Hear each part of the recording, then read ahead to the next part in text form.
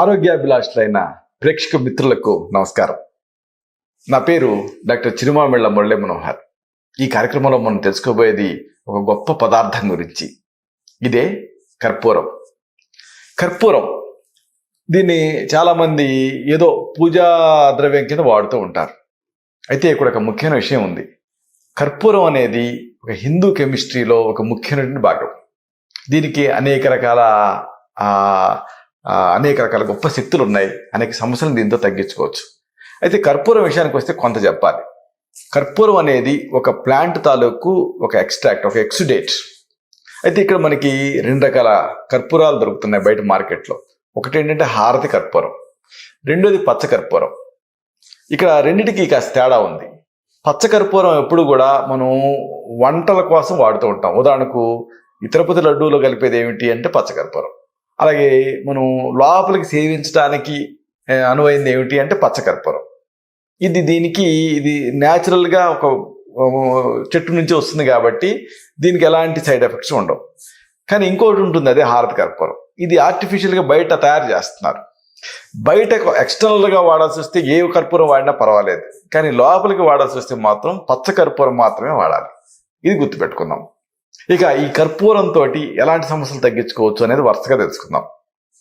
గాయాలైనా, రక్తం స్రవిస్తూ ఉన్నా, తలనొప్పి ఇబ్బంది పెడుతూ ఉన్నా, ఇలాంటి అన్నిట్లో కూడా ఈ కర్పూరం అనేది ఒక అద్భుతమైన ఔషధం కింద ఉపయోగపడుతుంది. సాధారణంగా ఏదైనా ప్రమాదాలలో దెబ్బలు తగులుతూ ఉంటాయి, రక్తం గారుతూ ఉంటుంది. ప్రథమ చికిత్సగా ఈ కర్పూరాన్ని వాడుకోవచ్చు. కాస్త కర్పూరం తీసుకోండి, దీన్ని పేరిన నెయ్యిలో వేయండి, రెండింటినీ కలిపి నూరండి. అప్పుడు పేస్ట్ లాగా అవుతుంది. ఇలాగా కర్పూరాన్ని నేతికి కలిపేసేసి ఆయింట్మెంట్లా తయారు చేసి దాన్ని పూయండి. ఇలా చేస్తే రక్తస్రావం తగ్గుతుంది, చీము పట్టకుండా ఆ గాయం త్వరగా మానుతుంది, వాపు కూడా తగ్గుతుంది. ఇక దీన్ని కణతలకు పట్టించుకున్నారనుకోండి, తలనొప్పి తగ్గుతుంది. ఎందుకంటే తలనొప్పి ఎందుకు వస్తుంది? వ్యాసో డైలటేషన్ వల్ల సాధారణంగా వస్తూ ఉంటుంది. అంటే రక్తనాళాలు వ్యాకోచించడం వల్ల. మీరు ఈ నెయ్యి కర్పూరం రెండు కలిపారు కదా, ఇది ఏంటి చల్లగా ఉంటుంది. అంటే బ్లడ్ వ్యాకోచించిన రక్త ఈ నాళాలని తిరిగి సంకోచింపజేస్తుంది. దాంతో తలనొప్పి తగ్గుతుంది. ఇక చిన్నపిల్లల్లో విరేచనాలు అవుతూ ఉంటాయి, అలాగే కడుపు నొప్పి ఇబ్బంది పెడుతూ ఉంటుంది. ఇలాంటప్పుడు ఈ చిన్నపిల్లల్లో అయ్యేటటువంటి విరేచనాలను ఆపాలి, కడుపు నొప్పిని తగ్గించాలి. అలాంటి ఔషధం అనేది ఆహార ఔషధం కింద ఉండాలి. దానికి మీకు ఈ కర్పూరం ఉపయోగపడుతుంది. కర్పూరం, నేతిలో పొంగించినటువంటి ఇంగువ, జీలకర్ర, జాజికాయ, ఈ 4 తీసుకోండి. కర్పూరం, అలాగే పొంగించిన ఇంగువ, జీలకర్ర, జాజికాయ, ఈ 4 పొడుల్ని సమంగా కలిపేసేసి నిల్వ చేసుకోండి. వయసును బట్టి 1 నుంచి 4 చిటికల వరకు వెళ్ళచ్చు. ఈ సిద్ధం చేసుకునే ఔషధాన్ని బాగా చిన్నపిల్లలు అయితే చనుబాలతో ఇవ్వాలి, కొంచెం పెద్ద పిల్లలు అయితే తేనెతో ఇవ్వచ్చు. ఇలా రోజుకి ఉదయం, మధ్యాహ్నం, రాత్రి అవసరం కొంటే 4వసారి కూడా దీన్ని ఇస్తూ ఉంటే చిన్నపిల్లల్లో రకరకాల కారణాలతో వచ్చేటటువంటి ఆ విరేచనాలు కంట్రోల్ అవుతాయి. అంతేకాదు ఆ విరేచనాల సమయంలో వచ్చేటువంటి కడుపు నొప్పి, కడుపు ఉబ్బరింపు, అజీర్తి, వాసనతో కూడినటువంటి మల విసర్జన, ఇలాంటి సమస్యలు కూడా తగ్గుతాయి. ఇక కొంతమందికి అరికాళ్ళు, అరిచేతులలో పగుళ్ళు తయారవుతూ ఉంటాయి. కామన్గా మన ఇండియాలో కనిపించే సమస్య ఇది. అరికాళ్ళు, అరిచేతుల్లో పగుళ్ళు తయారై ఇబ్బంది పెడుతూ ఉండటం. ఇలాంటప్పుడు ఏం చేయాలి? ఈ కర్పూరంతో ఒక అద్భుతమైనటువంటి ఔషధం ఉంది. కొబ్బరి నూనె తీసుకోండి. ఈ కొబ్బరి నూనెకి పసుపుని, కర్పూరాన్ని కలిపి రంగరించండి, పేస్ట్ లాగా అవుతుంది. సింపుల్ కాంబినేషన్, కానీ అద్భుతమైనటువంటి ఔషధ తత్వాలు ఉంటాయి దీనికి. కొబ్బరి నూనె తీసుకొని దీనికి కాస్త పసుపుని, కాస్త కర్పూరాన్ని కలపండి.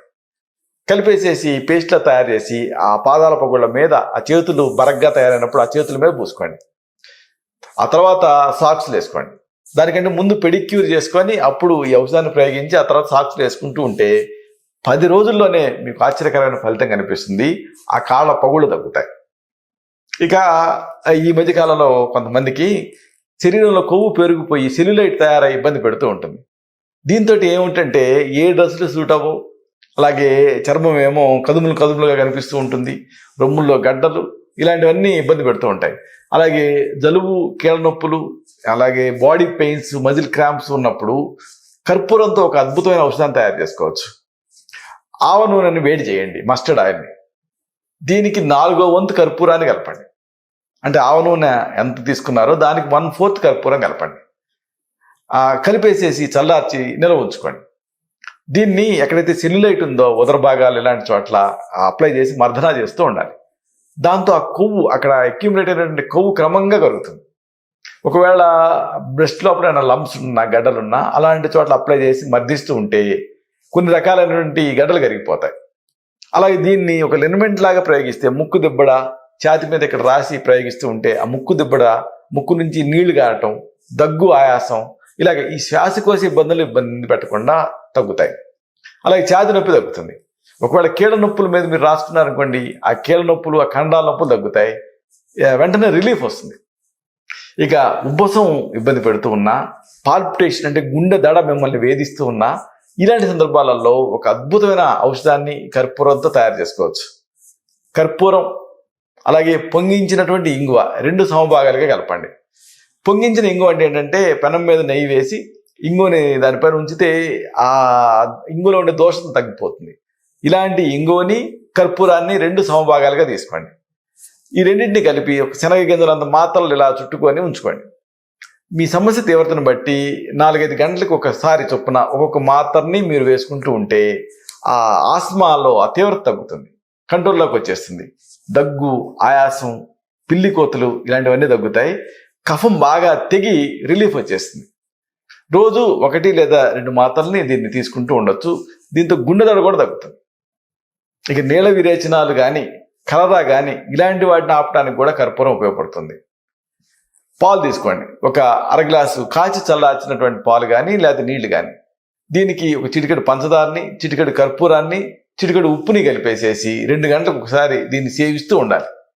నీళ్ళ విరేచనాలు, కలరా ఇలాంటివి తగ్గుతాయి. నీరసం, నిస్త్రాణ ఇలాంటివి కూడా తగ్గుతాయి. కాబట్టి ఈ కలరా ప్రబలంగా ఇలాంటి వర్షాలు పడే రోజుల్లో ఉంటూ ఉంటుంది కదా, ఇలాంటి సందర్భాలలో వాడుకోదగిన ఒక మంచి సురక్షితమైన ఔషధం ఇది. కాచి చల్లార్చినటువంటి నీళ్ళకి చిటికెడు పంచదారని, చిటికెడు కర్పూరాన్ని, చిటికెడు ఉప్పుని కలిపి 2 గంటలకు ఒకసారి చొప్పున సేవిస్తూ ఉండాలి. మూత్రం స్రవించే వరకు, మూత్రం జారీ అయ్యే వరకు దీన్ని తీసుకుంటూ ఉండాలి. కలరా తగ్గుతుంది, నీరసం, నిస్త్రాణ కూడా తగ్గుతాయి. ఇదంతా ఒక ఎత్తు అయితే కర్పూరం తాలూకు ఒక ఆసక్తికరమైన ఉపయోగం ఒకటి ఉంది. శీఘ్రస్ఖలనం ఇబ్బంది పెడుతూ ఉన్నా, అంగస్తంభన సమస్య ఇబ్బంది పెడుతూ ఉన్నా ఇలాంటి సందర్భాలలో కర్పూరం అమోఘంగా పనిచేస్తుంది. పచ్చకర్పూరం, జాజికాయ, జాపత్రి ఈ పొడుల్ని సమంగా కలపండి, ఉంచుకోండి.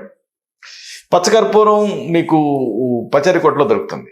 జాజికాయ, జాపత్రి కూడా దొరుకుతాయి. అన్ని ఈక్వల్ ప్రపోర్షన్స్లో కలిపేసేసి, అంటే అన్నిటిని విడివిడిగా చూర్ణం చేసి కలపాలి, నిల్వ ఉంచుకోవాలి.